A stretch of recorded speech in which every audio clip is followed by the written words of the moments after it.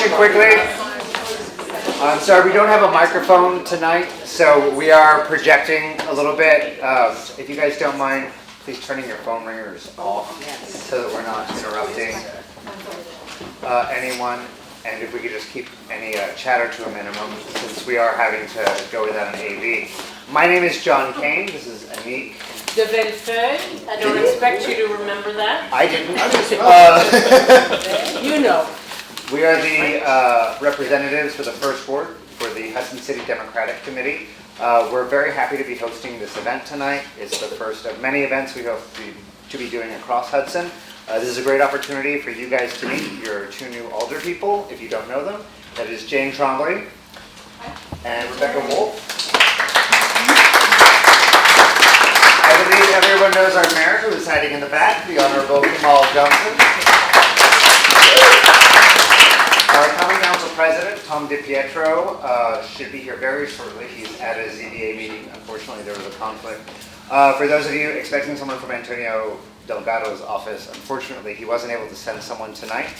We do have Matt Herzog here from Dee Dee Barrett's office. Matt. I'm going to go ahead and start by letting our new representatives make a quick introduction of themselves. Would either of you like to start? Jane, Rebecca. We're going to go here. You can stand or sit or whatever you feel like. I think I'm going to stand because I'm not a loud talker. Put your stuff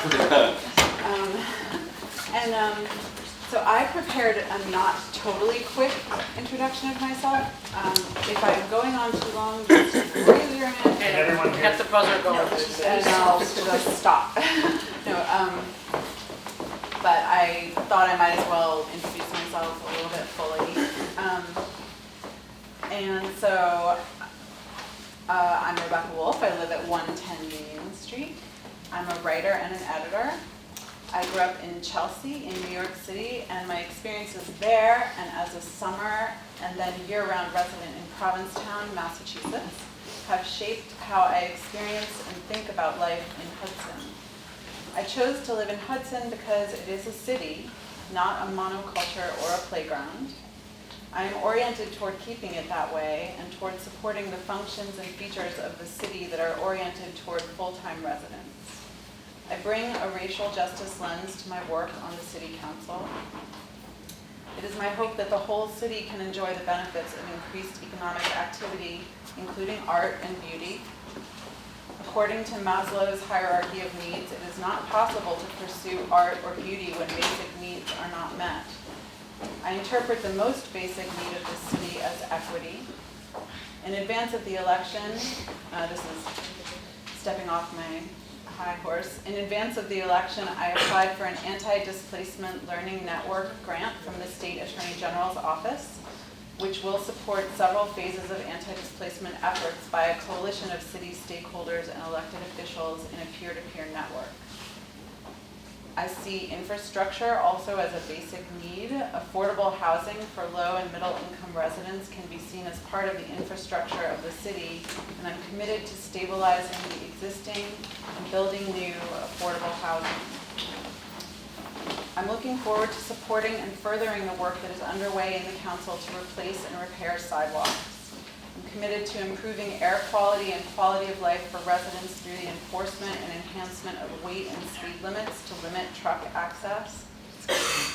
I am, I think, going to pursue a citywide ban on idling. Amen.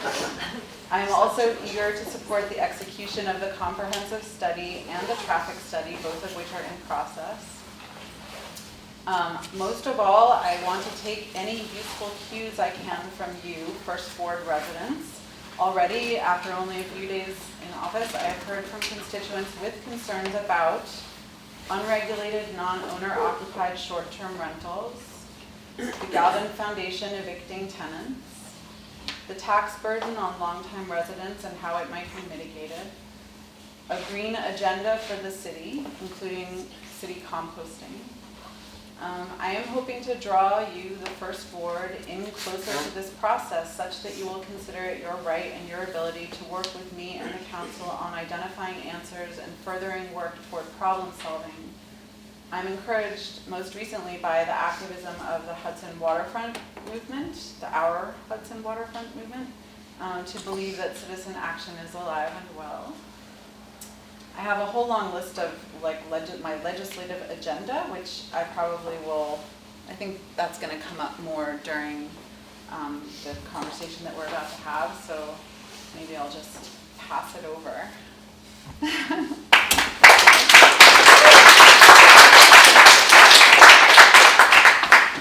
Good evening, as Anik and John introduced me, I'm Jane Trombley, and I, like Rebecca, was elected to Common Council in the last autumn, so just took up my residency on the council this past Monday, actually, at our first informal meeting. Number one, I'd like to thank the Hudson Democratic folks for bringing this together, and both Rebecca and I are fine to be the guinea pigs for this venture. But I think it's a really great community effort, and I think it's a really great way of bringing everybody together and discussing things that are important to you, both in the ward, in the city, and maybe even beyond. So we'll see where this goes. I also want to, just off the bat, echo Rebecca's comments about learning and hearing from you. Like Rebecca, I've gotten a couple of emails in the week or so that we've been official, and along the topics that Rebecca mentioned. So I really encourage that. Both Rebecca and I have very important cityofhudson.org email addresses, so I really encourage you to keep those cards and letters coming. And also to follow up on anything that we discussed tonight.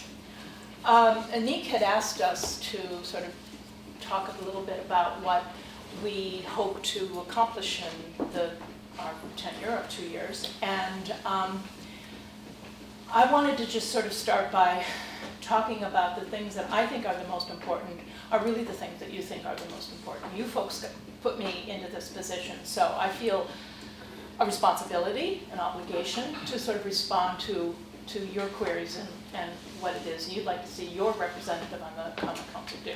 So my remarks tonight are going to be really focused on kind of more of a micro view, more of a really specific quality of life view, because I think that's at least starting out where I can be perhaps the most effective. Number one, I'm looking at things that are quality of life, things that are fixable. I live on Allen Street at the foot of 2nd Street, and I've noticed for the last couple of months, for example, that there are 2 overarching streetlights that have been out.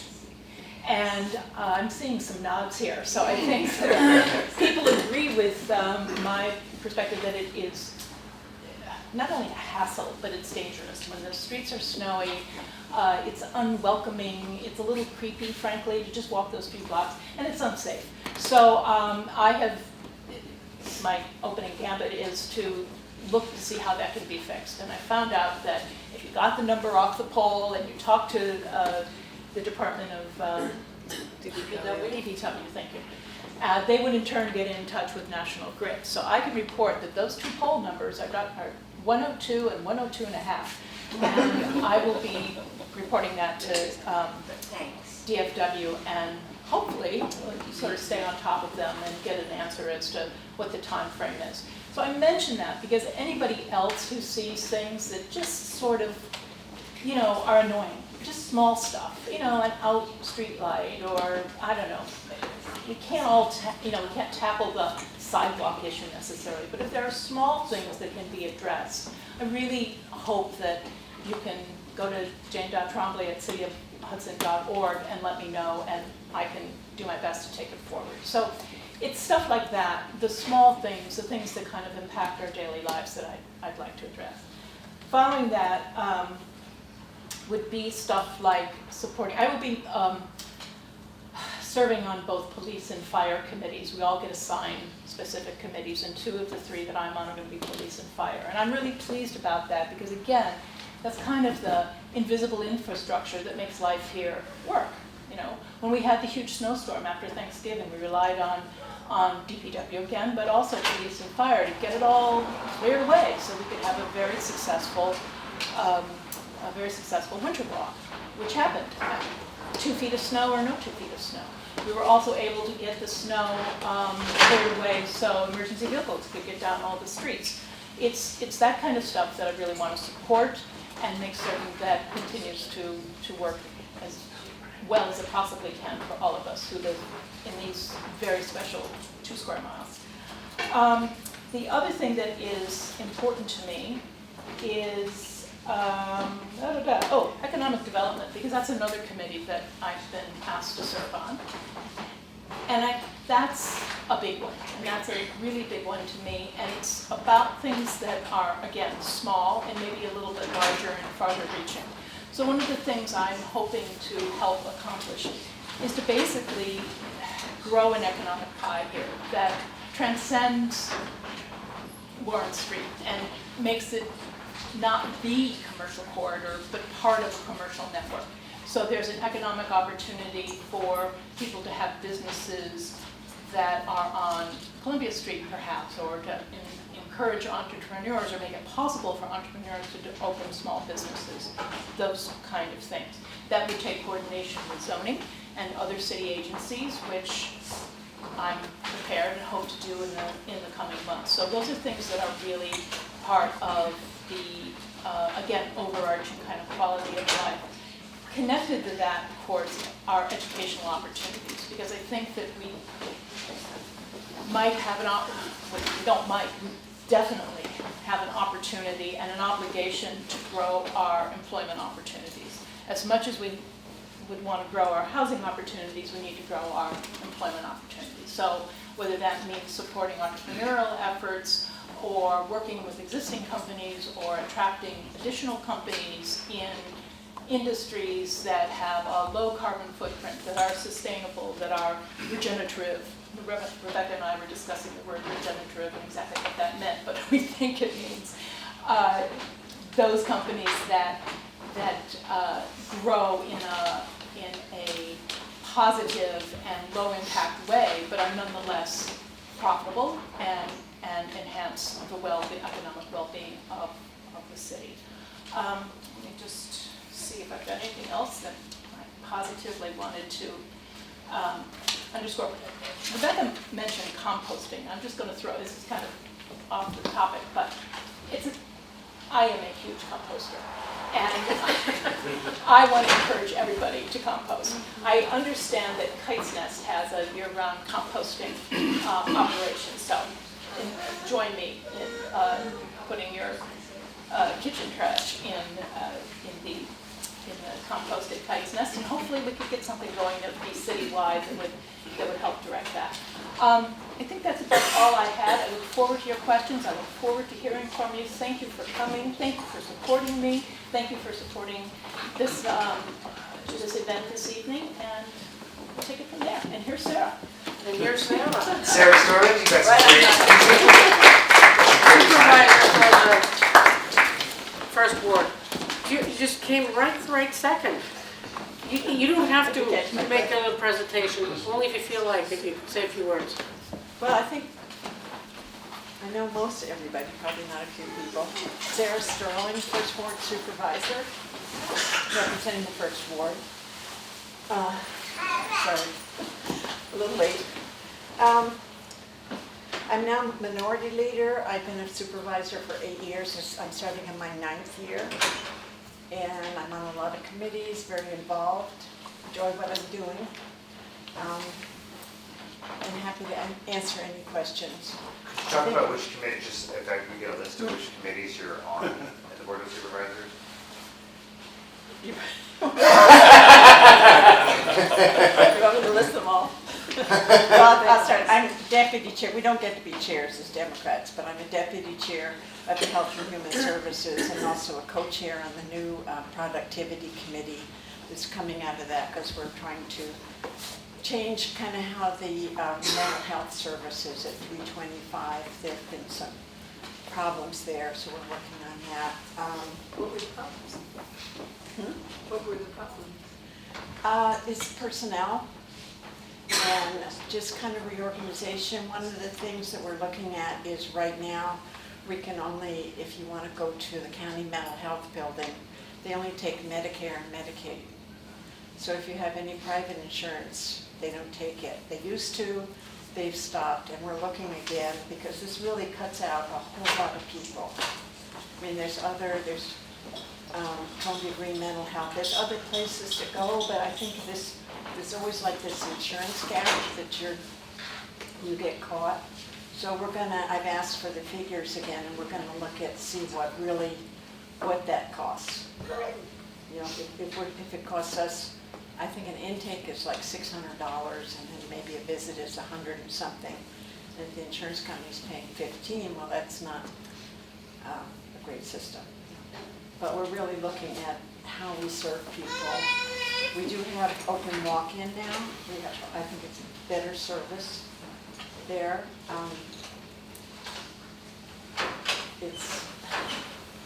It's a serious problem, and I think care is always hard to find. Something else I want to do is, I'm also on the Community Services Board and the Healthcare Consortium. Somehow I got into this whole field of healthcare, which wasn't, I come from our background, but I did major in zoology in college, so I don't know if that helps anything. Except I have a good intent for it. What we don't have right now is like a Facebook page, like where do I go for help? You never know until you're in an emergency. Maybe you call 911, but you have an elderly neighbor, where do I go? And you can find a lot of stuff on the county website, but I still would like just a question and answer. You could plug in something and find out where to go. Because you just don't need it till you need it. So any questions, or is this question and answer, or is it? We'll drill down into some other Yeah, issues sure. in just a bit. I think all our people should stay up here, both of you. And also, have we introduced you? No. It's a wave. Yeah, you're going to be subjected to some questions also. I didn't know I was going to be answering questions. So No, he bear didn't. with It's me. not his fault, but. And for those of you who are coming in just now, this is Matt Herzog from D.D. Barrett's office. Yes. And we made a rough list of topics that are Okay. important to Ward 1. And we would be interested in hearing an update about the Ferry Bridge project. The Ferry Street Bridge, which is supposed to be done in 2020, and we are in 2020. So we were very curious about where that is. Okay. And as I said, I didn't know. Nobody gave me a list of questions to get answers for, so I'm unprepared. But what I can do is tomorrow we're having a staff meeting. Everybody's going to be here, and so I can ask the questions and then give the answers to maybe John or to somebody else, and or you guys can call us up at the office and get the information. Does anybody want to ask a question about that? Yes? I was wondering about Dee Dee's $100,000 truck study. That was my next That's the topic. next question. Yeah. And again, I know that the money has been allocated, and I know they've put together a commission for it, but I don't know the status of it, and I'm sorry I didn't know to get an update before coming tonight. So, Should I go next? Because I probably have answers to some. if you know. Yeah, please, come on up.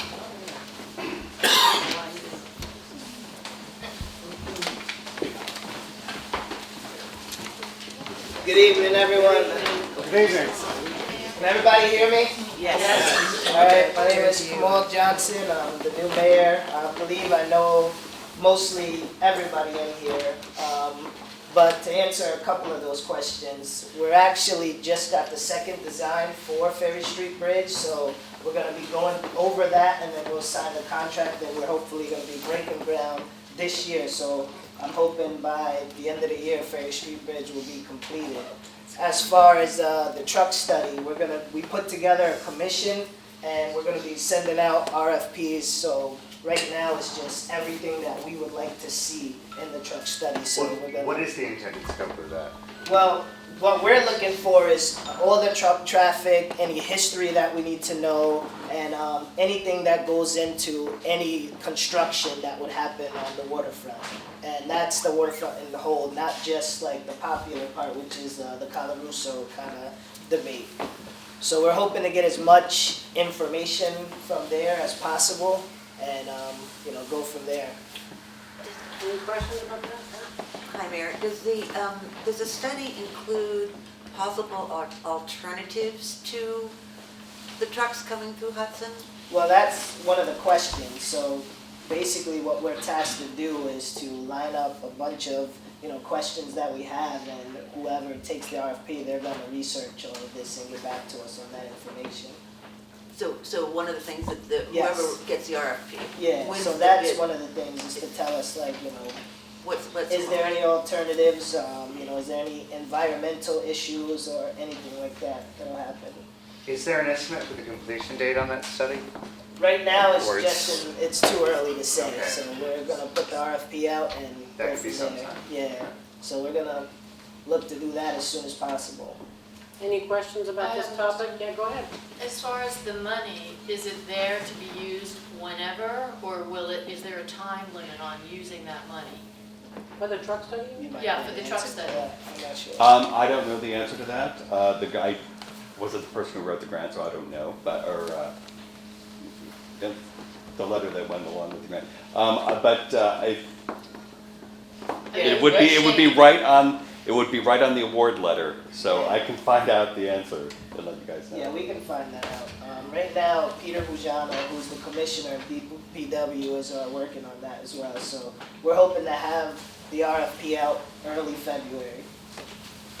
Where would we find the information about the grant, the money? I can get information out, and then I can give it to the committee to kind of get out to the people. It's not available on the I'm not sure, only 15 Common days Council. in, so. No, the Common Council website. There's tons of Okay. stuff on there, but it's hard Can you to get a find. copy? Yeah, No, Should be. should be It's the somewhere. sort of thing that ought to be linked to there at least. Mhm. Matt just told me he can get a copy of it, so if he can actually forward that to me, I'll put it up on the Hudson Democrats. Okay. We'll put a link up to that, so you guys can see that. Okay. Another issue that's of concern is the Dunn Warehouse. And that apparently is going to get some work done soon. well, the holdup was I'm not sure. the DRI. There was a holdup for a year and a half with getting the signature for the master agreement. I actually worked with Dee Dee Barrett, and we just got that signature this week. So now we can start putting forth those projects and really getting things moving. So there's going to be a ton of public forums and public input that everybody's invited to. But so I'm happy to say that will get started, this year. You'll see movement. Oh, good. Anybody want to ask any questions about that topic? No? Dunn Warehouse? No? Or the DRI. No takers? There was a legal notice asking for RFP response about the Dunn Warehouse, so I think that's actually started. Yeah. Yeah, well, the agreement wasn't signed for a year and a half, so now that we finally can push that forward, it's exciting. How about the promenade? Do you know anything about these issues? You can pop in at any time. Yeah, Promenade Hill is the same thing with it's mixed into the DRI, so now that we have the agreement, that's actually gonna be the first project that's gonna get started, so, I don't have a timeline yet, but there'll be a public forum very soon, early this year. Anybody have a question about that? No? All The right. holdup was actually, not being able to officially hire a firm to take it on because we don't have the money in place, but now, I just talked to the state a couple days ago, so they'll be issuing the money and we can hire the firm and, people would actually, finally get to see what's gonna happen. I do have a question about those projects, and really it has to do, I guess, yeah. Come Do we forward. does Hudson have community benefits agreements that are in place in the, is that part of an RFP? Or is that there would, or that would be built in, or is it is that something that happens later on? I'm not sure, but the next meeting is, I think, in 2 weeks, and Chazen, which is the group handling the DRI, would answer that. Okay. Second Street steps, yeah, that's also part of the DRI, but that, I've been told is not imminent, not gonna happen very soon, right? Well, it all depends on how quickly we can get the money from the state and get everything together. There's a process for each project that has to include community involvement. So once we get those things in order, then they'll break ground. Yeah, question. Any questions about anything? Yes? A DRI question. When the grant was awarded, the state was very clear that there was a 2-year deadline. Yeah. And we were something like 6 months away from the end of that deadline. And the deadline, I believe it said, was projects had to be fully committed or completed by that time. It clearly is not going to happen. Yeah. Does that put that grant at risk, not being able to meet that deadline? No, because the holdup was actually the state, so they can't really, punish us for their holdup. So what happened was the Department of State never signed the master agreement, and then after that, that agreement goes to the comptroller. So that was the holdup originally. So I worked with Dee Barrett, and we ended up getting both of those signatures, so now we can get started. So I'm imagining that we'll get a new timeline to complete projects. Thank you. Yeah, that's. There's two people there. So just quickly on the Dunn Warehouse, so there was the Restore New York grant. That was, I think that money was allocated to do the winter repairs on the Dunn Warehouse separately from the DRI. Is that moving forward? Because I don't think that needed a signature. Yeah, I believe they're gonna do stuff with the roof of Right. the Dunn Warehouse, yeah. So I think that is definitely going forward. I've seen the schematics and things like that, so I'm guessing that's going forward already. Because that was in play before I took office. Yeah, I think that was actually put in before the last administration was put in 4 years ago. I think we were awarded that. You had a question? I did. I was wondering about the title search on the 4.4 acres that the city contracted for last fall.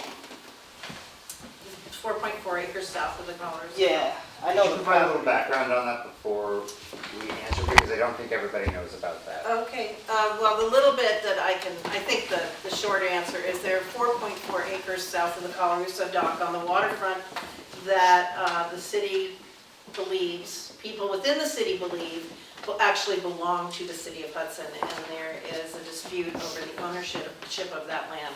So the city was to, there was money allocated last year by the Common Council to hire a title search firm to research that title and see who actually clearly owns that land. And I believe that a firm was hired last fall, and we just haven't heard about it since. Yeah, I don't know where we are in that process, but I can find out. That's what you get. Somebody else had a question. I'm sorry, I forgot to ask people to say their names before. I'm Peg Patterson, I obviously live in the first ward. I've heard this scenario, and I just want clarification that when you hear about all the projects that are part of the DRI, there's $10 million going for those projects, which doesn't seem like a lot of money for that work. And I've heard people say that that's really just seed money. There's a lot more money that could come into the city after this initial work is done. Is that true? I hope so. I mean, that's something that we'd be looking into. What is the mechanism Maybe for you that? can help us also. Now that we got you. Now that we Sorry. got you. Right there. You gotta tell us about Also, more money. well, I could answer that question a little, maybe a Go tiny ahead. bit, just to say that, I mean, the way that process went, the projects that were approved were projects that could demonstrate that they were going to be able to leverage that state money to attract other sources of money. So that's where I imagine that what you're hearing about is coming from. Does anybody else have a question? No? Okay. Assessments and taxes. Assessments and taxes. Now, maybe Jane has something to say about that before we put it up. Sure. You know, I have a note here about the STAR program, but the STAR program. Oh, right, okay. So we went through a big step in 2019 in the reassessment process, which re-centered the value. Gentlemen, please step in. Feel free to step in. Which recentered the economic value of the real estate in Hudson. And regardless of how you felt about that, that's what happened. That was the process. And as a result, when the people responsible for putting the budget together, which would have been the prior mayor, the current and former town treasurer, Heather Campbell, and Tom DiPietro, who served as Common Council president in the prior administration as well as now, they formed the budget committee and determined the what it takes to run this place. And I believe it's around $12+ million. Is that correct? Okay. So you take that $12 million that you need to run the city, and you then divide it up, and everybody has that portion. Now, the other part of our tax burden is the school budget, and that is the Hudson Hudson City School District. Hudson City School District, which in fact covers a little bit more than the city of Hudson, as I'm sure you all know. So there are two components to our tax bills. One is the school budget, and one is the property tax budget. We've just received our property tax bills, and last July got our school tax bills. So when you look at those things, you're really looking at two pieces of one that comprise one ever-growing number. I think it's important to recognize that there's much less the city of Hudson can do about the school budget. Well, there's not much the city of Hudson can do about the property tax budget, which runs our services and the lights and everything that we have. But those are the hard facts of the issue. So if everyone's, it has to equal. You know, your revenues and your bills have to come out. There's certainly state grants. You know, the state tosses in money for the school budget, that kind of thing. I don't want to get too far down a rabbit hole. If I can answer any specific questions, I'm happy to. Okay. Or I can refer to the other experts on it. Hi, I'm Nicole Yeah. Viewer from the First Ward. And Could you guys stand when you speak just so everyone can hear you? Okay. Thank you. Let's go. And I attended a lot of those meetings and did a lot of comps for a lot of people, and it was a very bogus reassessment. It was not fair. And I'd like to know moving forward. That's right. Is there any hope that there can be some balance in that? Because many, many people cannot meet those taxes. And I'd like to know what the city's going to do about that. Okay, I'm going to have to punt that one to these two gentlemen. But before I say that, I just want to make certain that everybody is aware, it's modest, but it's out there, of the STAR program, and if one qualifies, the Enhanced STAR program. So those are New York State programs that relieve a portion of the school tax. Just so, and you know, New York State isn't begging to give its money away, so they don't make it easy to find it. But if you go on the website, you can figure out how you can get a admittedly small, but nonetheless there, rebate on your school tax portion. Now, having said, so it's called the STAR program, STAR is an acronym, and it's on the NewYorkState.gov taxation website, and it's easy to find, a little more complicated to go through, but that's all I know. The other question, and specifically, Nicole, your question, I will defer to the chairman. I feel like I'm gonna have to do stand-up. So one of the things that we're looking to do is also lean on some of our higher elected officials. I saw Senator Saland at the stewards opening. I literally grabbed her after. I was like, we're gonna need your help on this tax issue, because that's something that housing is my main goal, to bring forth the Hudson and to make sure that we have affordable housing. And to do that, we have to protect property owners as well that live here and want to keep their homes. So it's something that we're thinking of. We're looking into different tax abatement programs and things like that. We worked with former Mayor Rector on hiring a new assessor. So she's gonna be here for another 6 months, but she's also gonna train her successor so that they are specific just to Hudson.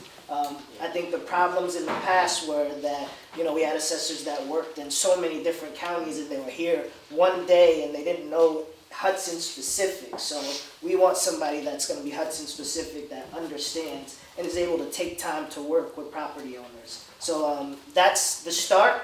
There's a long way to go, but we're getting started right away on this issue. Can I just add one, please? Can I just add one thing? Has anybody looked into the possibility of us initiating a land trust, a land bank, like in many communities? When the properties sell, 1% goes into that, and then there's a lottery every year. Yeah. And then people that don't have the money to pay for houses here get a lottery, and they get to pay a market. Yeah, that's a goal of mine, definitely. What about all the warehouse buildings, like Galvin properties? Yeah, so That's the biggest burden on this community of all. It is. And one of the Sorry, things. I'm Charlotta Jensen, and I really think that this is a huge problem. They warehouse their properties, and then they give us a Band-Aid, like the library, and they think that that's the year to silence us, and I don't think that's right. You cannot bribe people. If you give it, you give it, but you cannot be warehousing properties and withholding housing that could be affordable. I gotta answer the question before you. So, I've had numerous conversations with Galvin Foundation, and one of the things that, I said campaign is that they need to be transparent and we need to bring them to the table, especially if we're asking for affordable housing and we're in a housing crisis and there's properties that are not being used. So I met with them. There's talk of really restoring the properties that they have and using the AMI from Hudson and not the counties to really have affordable housing, so that when we're looking for units to get our families back here, they're actually affordable and not just designated affordable. So that is something that I'm paying attention to. I'm in constant contact with Galvin Foundation. He has a very bad track record, so. I know, I'm aware, but all we can do is go to. What I did is I literally walked in with a plan and said, listen, this is what you have on the table. We have a crisis, and if you are really about your mission, then we need to see some kind of groundbreaking. Well, I think that the only way that you can get them to the table is if you punish bad behavior, like warehousing empty buildings, that should be not allowed in a city, in the vicinity of this city, because the city cannot afford it. We do have a vacancy tax, but it's tough when they're a millionaire. So it's really only hurting. So it's really only hurting property owners that can't afford it. But there are measures that we can take. Charlotte, I would just add to your point, though, that there are, apart from Galvin, which is its own thing, that there are individual homes that we know of in this ward. We all can, identify them, that are derelict and that have been. So I think that in addition, so the oversight of those derelict properties, the enforcement of why are they allowed to deteriorate, of why are they allowed to just sort of sit there and not be And, I mean, that's not gonna solve a housing crisis per se, but there's no excuse for that kind of thing. And I think that in this ward in particular, we can all identify some of those. And I just wanted to add that I think that's part of the, No, you're part of the exactly issue. right. Okay, this person was next. What's up? You were next. All right, my name is Teresa Dorina, and my question is that, what is the percentage of nonprofit housing that where the owners don't pay taxes at all in this city, just the city of Hudson alone? Very What little. is that percentage? There's Because it this used to be mythology- high. Oh, sorry. There's this mythology that some of the affordable housing doesn't pay taxes, but in fact, they pay pilots. And their pilots are almost the equivalent of what they would pay if they paid. So that percentage is low? Very low. Okay. It's a myth that there's a lot of properties in this city that are exempt from taxes. It's just not true. If you want the details, I can give them to you. Okay, you're next. Wait. Oh, you want me to finish? Oh, I'm sorry. Just getting Can a I few have a minutes. sorry, I'm too enthusiastic, I'm sorry. Please go on. I've heard it many times said that, half the property is off the tax roll. That's not what I'm Sorry. I Guys, mean, if you guys let Tom Yeah. speak, please, Yeah, thank he's you. talking about the same thing. You're talking about the not-for-profit. I'm talking about properties up the tax roll. And first of all, that issue, it makes no sense to even talk about it as a single figure, because there are three different categories. There's the percentage of the entire assessment. How much of our assessment is off the tax rolls? It's upwards of 27%, which is not really that high when you consider the government buildings, both the county as well as the city, the hospital, the schools, those are all off the tax rolls. Of actual properties, numbers of buildings, it's only 10%. Of, what's the third category? Taxable Churches, no. organizations, that's part of No, no. government. That's, in any case, Private organizations. oh, I'm sorry, of the actual percentage of the taxable buildings. I mean, sorry, I just came from a zoning. You can board get back to meeting. me later. But the stat was this, sir, 27%, 17%, 10%. There's no single figure of what buildings are off the tax rolls. And that 27%, by the way, are churches, but they're not really that many off the rolls. So the 27% includes the 17% and the 10%? Yes. Yeah. They're different categories. Okay.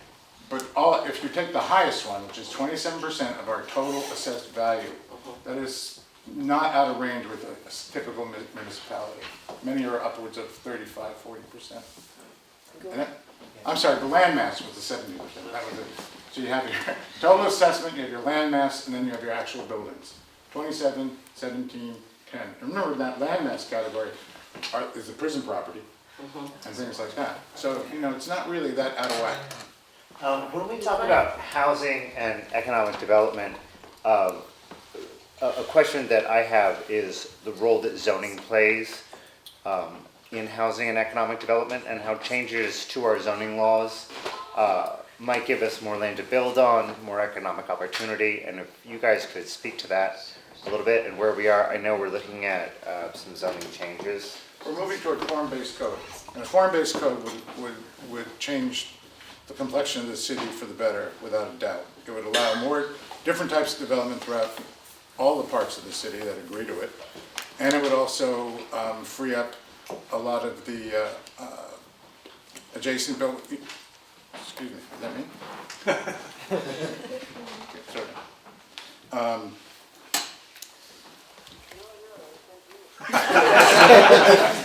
It's Craig Hay. You got somebody in your pocket.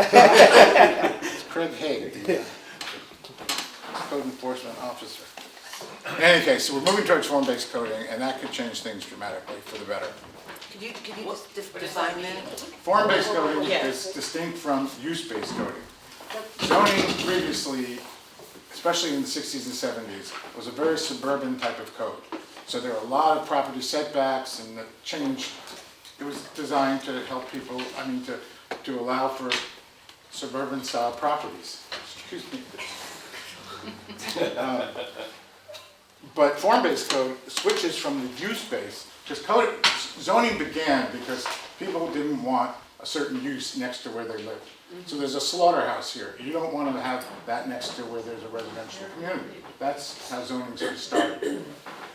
But it's evolved over time. In the 70s, it became more of a suburban thing. So that, larger properties, bigger setbacks. In other words, space between the buildings.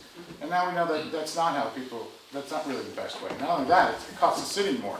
It's been demonstrated that if you have suburban setbacks, the actual per cost to have one of those houses in terms of infrastructure is higher than obviously when you have these buildings right next to each other. It makes total, sorry, makes total sense, right? Break it, you bought it. Can you let us know a little bit, what is the status of that zoning update? I'm And sorry. then we are going to get to you. This person. Could you let us know just what the status of that zoning update is? Like where Well, are we? we took the most important first step, and that is we got rid of these arcane parking regulations about you need a certain amount of parking spaces if you're going to do a certain use in your, or activity in your building.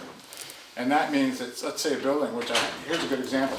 The building that used to be the old age home on Union and 6th, the corner, the northwest corner, can now be a hotel when it couldn't have been, it would never have met the requirements by the old parking regulations. Now it can be developed, and it is being developed as a hotel. Now it leaves it up to the owner of that building to decide, what do I need in terms of parking? That's for them to decide. They'll figure it out. And if they don't have enough parking, they'll suffer for it. But it's not the city's job to tell them what they need. This gentleman back there, your name is? Peter Meyer, and I've been in Hudson about 30 plus years. I've spent 5 years and 6 months on the school board, so I can tell you that you've got to stop blaming the state. There's plenty we can do. And it seems like the other 20 years have been devoted to property tax and assessment issues. And I know everybody means well, but I've been in many discussions about property assessments, et cetera, and it's kind of like the third rail of Hudson issues, housing, free housing. I did my first campaign for Board of Education. I had a meeting down at the high rise. I put posters up all around advertising, come meet the candidate, and I went down to the room down there, and you know how many people showed up? 0. We have in this town, we've got quite a bit of division, diversity on the positive side, but division on the negative side, and it affects us. So I have a proposal, and I'll try and be brief. I wrote it down. I'm sorry, didn't get Rebecca to edit it beforehand, but you'll get a chance to do it. It's affordable housing. The proposal is a housing and property tax assessment task force. We've had those before too, but it's important that we devote attention to this issue and not just beat around the bush. Discussion based on that. I got very involved in practically 3 months last spring fighting the assessments, and I can say that with some authority that those were historic in terms of Hudson property assessment increases. They were historic from my perspective. I've never seen anything like it. People's assessments going up 100%, 200%, 300%. I have some constitutional knowledge too, and I'm sure that what the city did was unconstitutional against the Fifth Amendment. It was taking, and so. But the good news was that under Tom's leadership, the city council also did some historic things, which I hadn't seen. And they passed 2 resolutions before the assessment went to its final roll when it can't be changed by politics. And the council tried that. They voted two proposals through that would have produced equity in the manner in which the assessments were made, which would have produced equity in the way that property taxes were assessed. Both of those council resolutions were vetoed. So I handed to Tom and the city council. We had a historic increase. There's hope, and I'm counting on you guys to do this. But I think let me just do a little bit of the discussion because we got to keep the momentum going. The anecdotal evidence that I've seen are that the negative impacts from last year's income tax and assessment increases continue. There are people that are still fighting last year's assessment. And for sale signs are on the increase, longtime residents are moving, rents are rising faster than ever, and the taxes associated with property values have risen by historic amounts. There are a couple of associated proposals, other than the the task force, which I think is we have to do. We need an inventory of housing units, a report on the top 10 by unit ownership housing proprietors in Hudson. We need to abolish the neighborhood assessment inequities. We have 9 neighborhoods in this small 2 square mile town, and it creates all kinds of political imperfections and inequities. We have to implement the council's 8% across the board assessment. We have to review last year's veto-proof resolution, because I'm still not convinced that the resolution that you guys passed, that was veto-proof, it is not still appropriate to implement. And we need to review that's it. Thank you very much. Thank you, Peter. Thanks, Peter. You're next. Hi, I'm Barbara Day, Union Street. These are all amazing topics. I have to say, though, as a first ward resident, I was prepared to come here and talk about the dog dirt. I mean, I really thought this was first ward specific. And I understand, Promenade Hill impacts us. I was sorry to hear there was a Title II lawsuit. I don't know the 3 people that put that together, but all the years we had co-arc, I used to say those kids never had an opportunity to see the river because we had no wheelchair access. Dunn Warehouse, I mean, these are all major city things, but I'd like to move it towards the first ward, and certainly taxes for those of us. I mean, I got familiar with Troy during the community garden because they are famous for their Capital District gardens.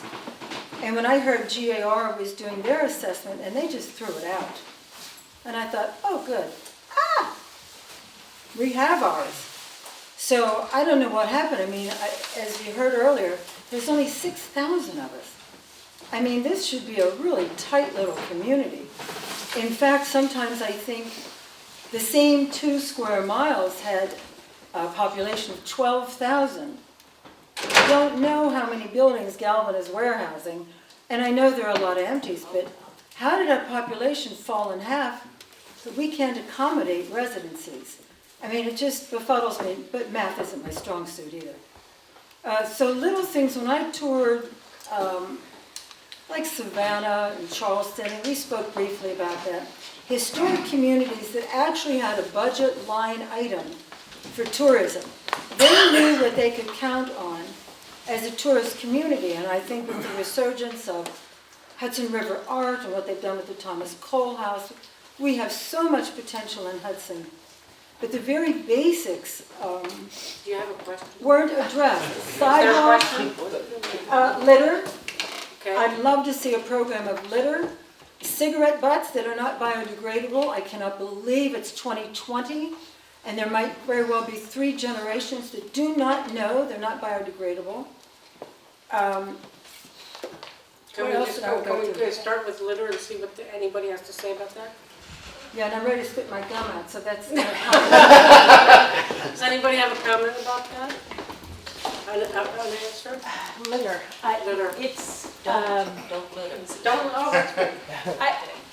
I think that actually in the first ward, and it's not for me to say, but it was certainly be for me to campaign on or to promote, is additional litter, trash things. There's a lot of walkabout traffic on Warren Street, for example, and well, all up and down Warren Street. But I would agree that there's not adequate litter. There are not adequate litter bins, adequate number of litter bins. So how about we don't throw it out in the first place? Pardon? I mean, a nice campaign to elevate the consciousness of the community. I giggle at the time the Promised Neighborhood did a cleanup at Parade Hill, and afterwards, it was littered with all their Promised Neighborhood t-shirts. If we don't elevate the consciousness of promoting, anyway, I'm off topic. And all these topics are so important, but I don't see this as first. Speaking of Promised Neighborhood, we are partnering with Promised Neighborhood on another community cleanup. The first ward? Aptly titled All Hands on Deck. So Oh. we'll be cleaning up on there. There'll be t-shirts. Just come after. Yeah, I'll pick up the t-shirts. Nicole? thank you. I'm Nicole. I'm very happy about the zoning, and I'm very happy about the whole entrepreneur thing. I live on Allen Street, and I notice day by day, as different sort of new businesses come on, there's less and less parking. And I would like to know if anybody's thinking about resident parking for Hudson. Because as you start opening up all of these areas, I'm an old girl, and I'm gonna need a parking space in front of my house. And I would like to know what you guys think. Personally, I hear you on that one, because I'm an old girl too.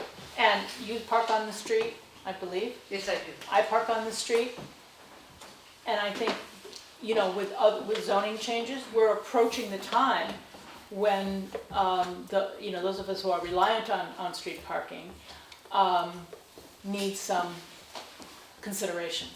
So I can see the opportunity, and I agree with you. I mean, I wouldn't say it's tomorrow, but I think it's something that we really keep in our vision for going forward, because I think with those other changes is going to be a press on parking, and appropriately so. So millions of communities have residential parking stickers or designated areas for residential parking. So it's a doable fix. It's a doable action, and something I think we'd want to consider definitely going forward as the city evolves and we change. So I hear you.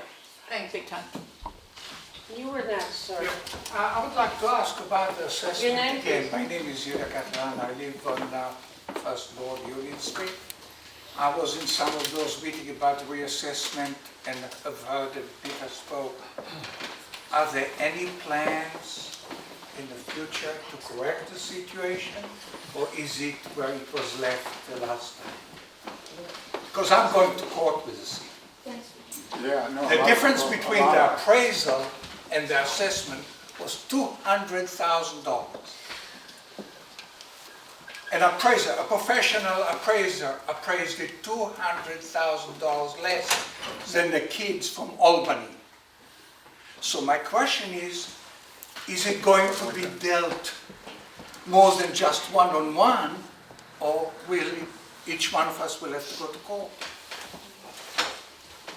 I think we can task our new assessor to look over all the assessments and decide whether they're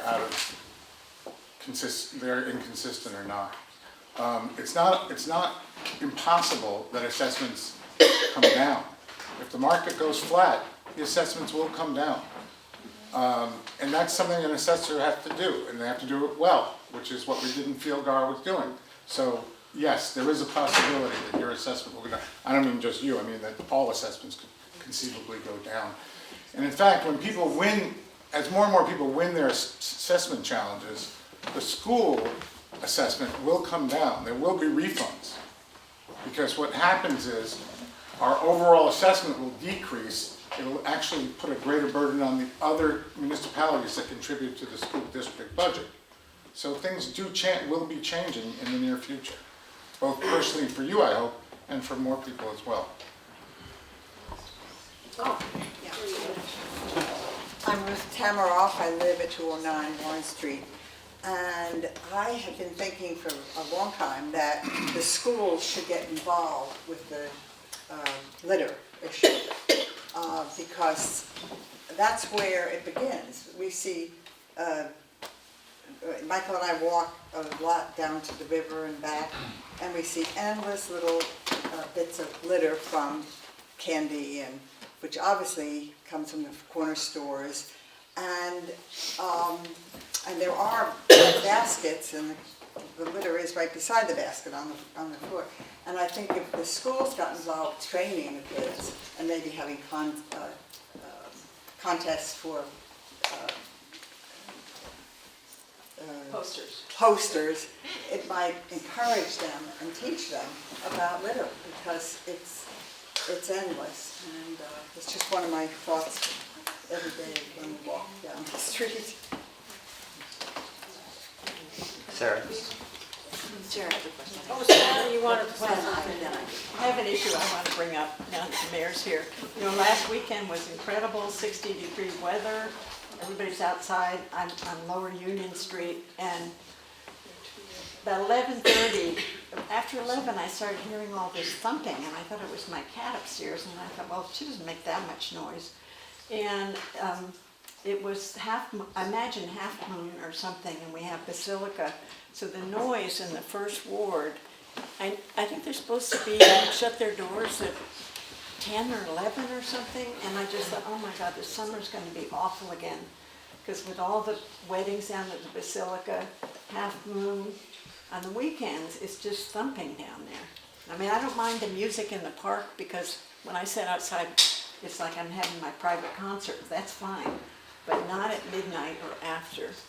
And I don't know back There's a city again. decibel level, and that is enforced by the police. So you have to call the police department, and they have to come out and check it. That's really all that can be done. Do they have a new? I got accused once way back of stealing the noise meter. This was years ago when we first started the decibel. This was years ago. But then they were claiming they could never find it. And I think decibel levels are hard because it has to be right at the property.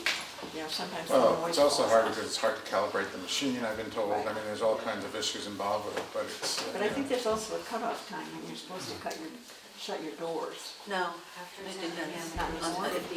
Sarah, while we have this is a bit of a pivot, but while we have the attention to you, you are the minority leader of the Democratic Caucus for the county government. And I realize this is something of a pivot, but would you mind talking just a little bit about some of the legislative priorities for the Democratic Caucus at the county level and how those are going to affect our community? Well, right now we have, And if you can speak up a little bit, sorry. The noise in the back.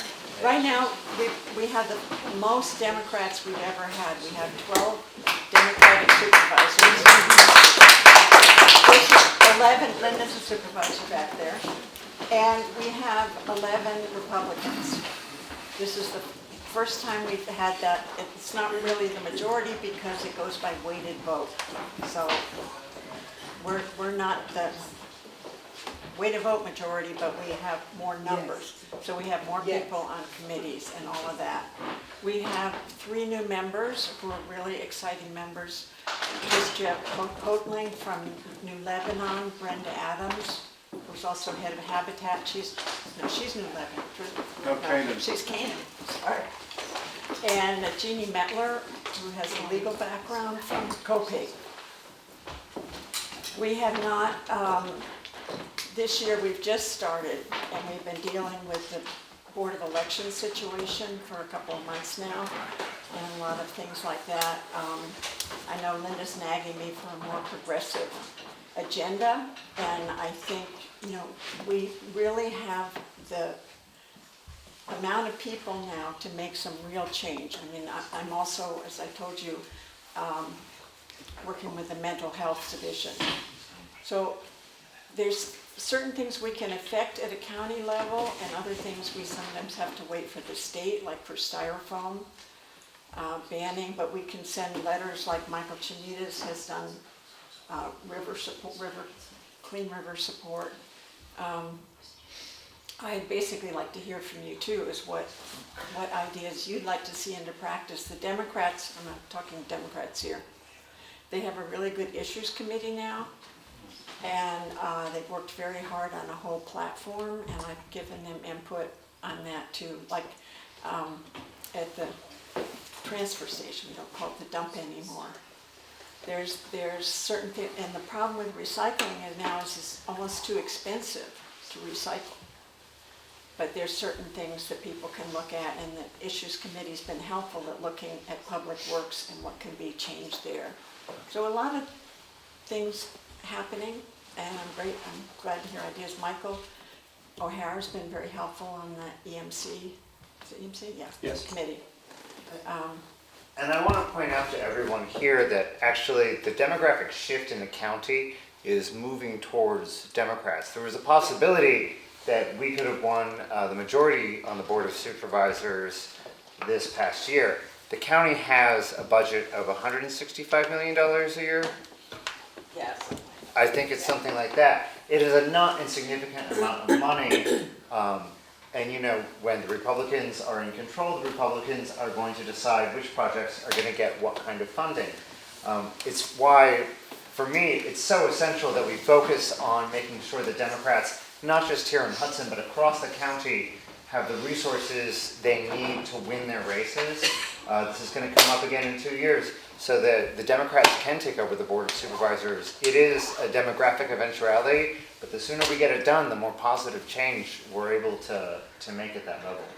And one of the things I'm trying to do now is build up with our caucus and make sure that everyone is participating in a good team, because we don't just take over and then, well, what do we do now? We want to be everyone in place, doing their job and ready. Kinderhook's the big problem.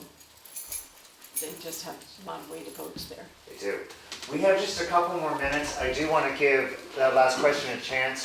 And then we want to make some closing remarks. I'm going to give it over to Kamal. Everyone is still going to be here for a few minutes. So if you do have additional questions or issues you'd like to bring up, we are all going to be here, but we do want to wrap up by 7:30. So Linda, after you. Yeah, I just have one of my next. I'm sorry, I just wanted to, say, in case people start leaving, you might be tempted to stay because there's some food and coffee and stuff, so, and when we're done, you can go I back. have my down. cards in big ones.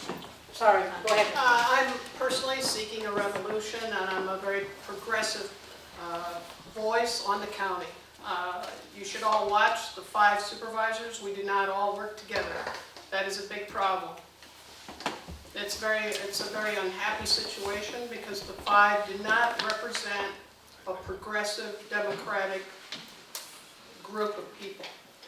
So I step out and say, I have something I would like to have supported. Rick Scalera more often than not votes against me. Abdus Mia more often than not votes against me. I'm not happy that he's the deputy. I like Rick Scalera. I don't have a problem with Rick Scalera. I just would like a progressive movement on the county level. And we have an opportunity. We have more new people, more new energy. On the other hand, the Democrats fight each other and basically kill us because we don't actually move things forward. I speak out about bail reform. I'm cut off at the legs because this is our governor who has put bail reform, the legislature has put bail reform on the agenda, like it or not. That's a democratic move towards some very progressive stand. And that's where there's very little support in the progressive, if there is a progressive democratic energy, I don't see it. And we need, Well, when I see the debate last night, and you've got 10 people up there, I think we need probably What a debate? better I'm talking about dialogue. right here, sir, I know, this but when community. you say progressive, I'm not always sure. Well, I know I'm these sure are that your Rick issues. Scalera does not support a lot of the things that I asked for. I talked about Republicans vote against. Rick Scalera generally votes with Republicans. So this is where I have. I think this is a bit of a digression, and we will have a fourth word for it as well. Because you've asked Sarah what's going on in the county, and I'm trying to give another perspective. This is about the first one. And this is where we have. This is about the first word thing. And this is the first ward issue, because Sarah is the minority leader. What? Yeah. We're not understanding what you're saying. I know, that's why I'm trying to explain. Linda, how do you feel that we should only have one supervisor? I think it's a perfect idea. I do too. And the problem is, historically, we've had 5, which actually diminishes, as Linda says, the power of Hudson. Kinderhook has 1 supervisor with all the power of our 5 supervisors. And then some. And then some. Thank you. So that's what I'm trying to So, explain. it has to be done at the supervisor level. Now I understand. At the county There level. are 5 of us who represent the city of Hudson. Sarah represents you. Right. Rick Scalera represents the 5th Ward. Abdus represents the 2nd, and so on. And those 5 people do not work together. We also have a group of people who We're Democrats. are coming. So briefly, as we, I would say that we're the more progressive element in the county, don't you? Wouldn't you? Wouldn't you consider Hudson the more progressive part of the county? Yes. Well, Well, if we have a supervisor saying- that's This not is, we're not talking about. supporting, what's it called, you just said, Linda? Bail reform. Yes, then I'd like to know about that. If my first ward supervisor is not supporting something like that, I think I'd like to know Now, wait a about minute. that. I'm not saying you're not, Yes. Sarah, I'm just saying that Linda's right to bring this up. And I think Well, I it's, disagree also at the support of the county. I mean, you've got traditional Republicans that you have to take a little time to change their mind with stuff like this. They've had it since 1980 something. But she has a point, it's divide and conquer. Yes, except when we have 5 supervisors, we also have 5 times the committee seats. yes. Yeah, with absolutely no power. Well, once we take the majority, there would be. One person, one vote. Well, I disagree. Get to work. Hey guys, I want to thank everybody for coming out on behalf of the Hudson City Democratic Committee. If you guys do have any further questions or issues, everyone is still going to be here. We're not done yet. I do want to leave some closing remarks to Kamal. I did want to say before I do that, the Hudson City Democratic Committee is working very hard putting together an issues committee and putting together these events to get feedback from you guys. We also are looking for funding to support, to identify and support candidates in the city of Hudson. If you have a chance, please go to our website, which is, I believe, HudsonCityDemocrats.org. There is an ActBlue link on that page. You can donate. We do want to see everybody here start coming to meetings. Actually, I know most of you do go to meetings. We want to see the people who aren't here also coming to meetings. We do want to increase participation within the city, both at the city and the county level. So please tell your neighbors, tell your friends. We do want to make sure that everyone is staying active and engaged. And on that note, I want to thank first Charlotta and Shannon for the all of these really beautiful paintings are by Charlotta, who came up from New York City to flew today just to open the doors for us. Thank you so much for allowing And me. learn from them. It's the most successful economic movement that had a lasting echo on us. It was through unity that they were effective, and it was an economic movement, the freedom rides. Read about it. I want to thank all our elected officials who came out today. I do want to talk a little bit about Dee Dee Barrett and Antonio Delgado, who couldn't be here. It is really important they are both up for re-election this year. We also have a state senate race that I don't think we have anybody. Okay, but we have re-election coming up this year. Bail reform was an essential change that they made at the state level. It also left a lot of our assembly members and state senators on the Democratic side open on their right flank. There is going to be some pushback, and our candidates are going to need our support in the coming election cycle, so please do pay attention to that. Thank you everyone tonight for coming out, and Kamal, I leave it to you. All right, I guess I get to be the progressive Democrat mayor. We can say we have that, but I just want to give everybody, I want to give everyone an update on, I guess, my first 15 days of my tenure. And right now, what officially launched is the Talking is Teaching campaign, which is an initiative that was created by the Clinton campaign. So it's a countywide campaign targeting youth from 0 to 5 and helping the entire family on literacy. So you'll see posters in barbershops and anywhere with grocery stores, anywhere where there's families at. And with those, you can reach out to me, Columbia Opportunities, or Greater Hudson Promise Neighborhood, and we're giving kits full of books and different things like that as well to families. So right now, in the city of Hudson, our literacy rate for third graders is at 35%. For the county, it's under 50%, around 45 to 47%. So that's something that we no longer want to point the finger and say, these people need to fix this, or we need to go out there and show that education starts at home and not at school. So that's one of the things that I'm happy to be partnering with, as well as some of the appointments that you see in our new police commissioner, Peter Volkman. So I've seen my entire campaign and my 2 years as a councilman. People wanted to see our officers walking in the streets, excuse me, and meeting people and interacting. So that's one of our first things that we're gonna have come about, is we're gonna see our officers in the streets interacting. We are in the top 10 in our county, and the county's in the top 10 in the opioid epidemic. Excuse me, I'm a little getting over a cold. But we are also going to be, putting together initiatives to combat the opioid epidemic. So that's something that got started. As I said earlier, the DRI master agreement was signed, so those will be breaking ground. Did I miss anything, Tom? It's been a busy 15 days. No, I just think, I really want to, I was going to say, if you didn't, I don't know if you brought it up earlier, that getting this master agreement for the DRI projects was crucial. We and the DRI committee that began last year have made a lot of progress, but we were stymied because the master agreement, which is the state saying they'll actually give us the money, was stalled. Kamal last week, or actually this week, got on the phone and got that document signed in Albany by two different agencies, as a matter of fact. It's a much